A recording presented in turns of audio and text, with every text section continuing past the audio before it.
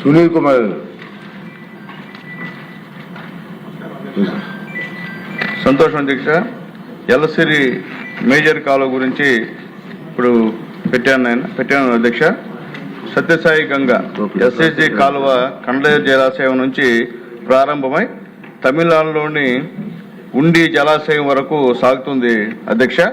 దీనిలో 7th branch కాలువ అట్లాగే 15L మేజర్లో ఉంది అధ్యక్ష.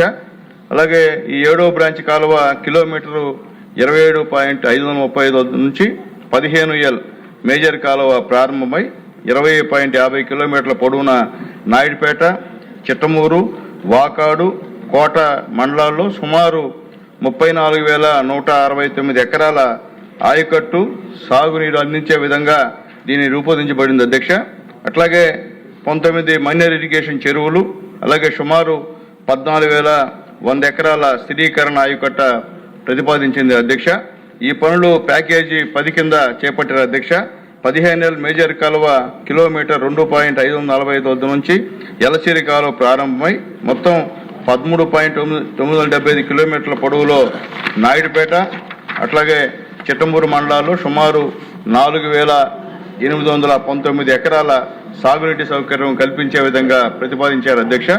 అలాగే ఎలసిరి కాలువ కిలోమీటరు 0.000 నుంచి 0.300 వరకు, అలాగే కిలోమీటర్ 11.975 నుంచి 13.975 వరకు మాత్రమే పనులు పూర్తయ్యాయి అధ్యక్ష.